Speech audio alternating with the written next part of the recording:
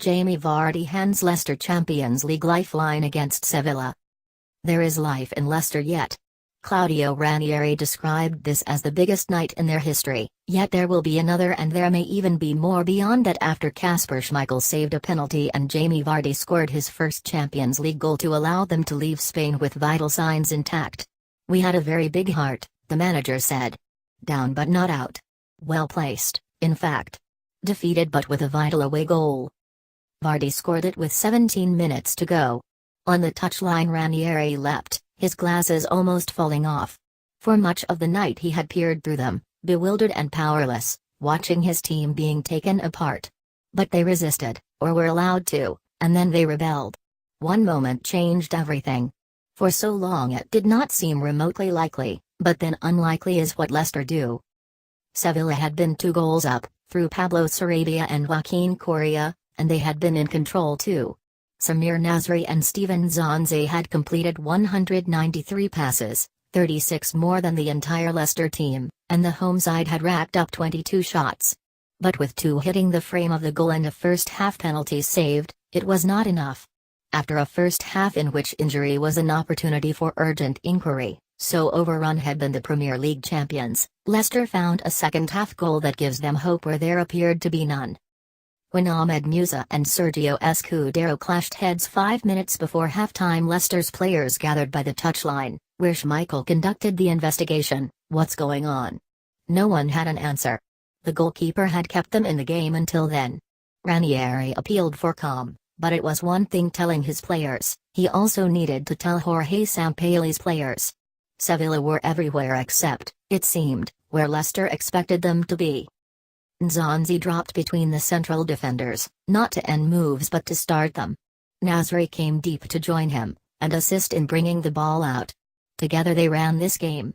Way ahead of Nzonzi, the 2 full-backs pushed right up so that Sevilla appeared to have 2 wingers on each side, Mariano Ferreira and Escudero dashing outside Sarabia and Vitolo.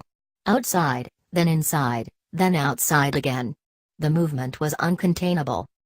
The space between Leicester's defense and midfield seemed to be full of men in white shirts, flying round like particles in a hadron collider. Though this looked chaotic, it was not. This is Sevilla's way now, and in the middle Nzonzi glided. When Leicester pressed, which they did rarely, Sevilla stepped beyond them into space. When they waited, it did not stop them coming. The first chance came in the 3rd minute, the last in the 89th. By halftime Sevilla had taken 10 shots. Leicester had had just one long-range effort that worried no one. The surprise was that Sevilla had scored only once. Schmeichel had much to do with that, diving right to save Correa's penalty after he had been brought down by Wes Morgan. He saved from Escudero and Steven Jovetic too but could not stop the opening goal after 25 minutes. Nasri, Vitolo and Escudero combined, the latter's deep cross headed in off a post by Sarabia. The Pizjuan, loud already, erupted. They would have to wait until the second half to do so again. Leicester had been outplayed and passive, something they appeared determined to change in the second half, Musa shooting in the opening minute. Vardy, who had only 10 touches in the first half, chased. Momentarily, Ranieri's side had a bit of the ball and Danny Drinkwater's deflected shot went just wide. "Come on Leicester," their supporters chanted, heard above the din for the first time. Sevilla's fans whistled, they didn't like their English visitors having the ball. It didn't last long. Vitolo, released into the area by Nasri, shot at Schmeichel from a tight angle. The ball beat the Leicester keeper but came off the base of his near post, across the goal and away.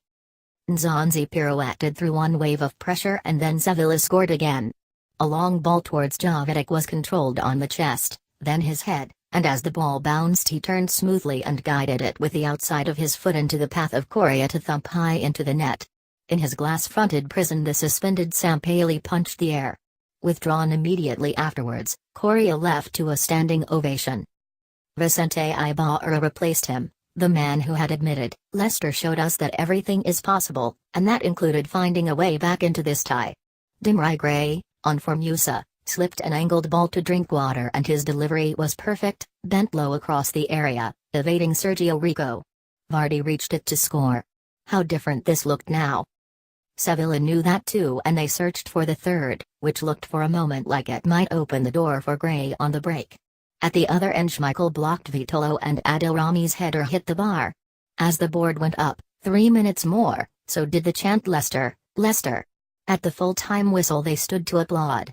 Leicester are still here.